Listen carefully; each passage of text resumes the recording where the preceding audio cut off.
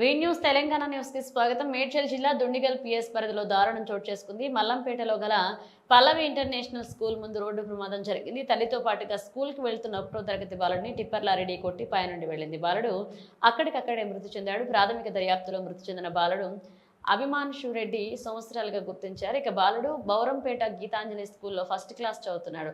సంఘటన CCTV footage లో నమోదైంది. సంఘటనా స్థలానికి చేరుకున్న పోలీసులు కేసు నమోదు చేసుకుని దర్యాప్తు చేస్తున్నారు.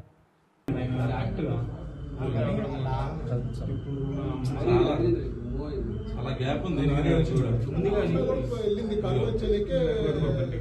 ఈ బండి స్లో అయింది.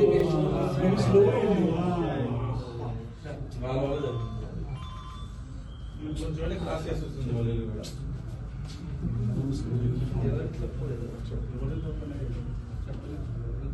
ముంగటి బండి కొంచెం స్లో అయింది.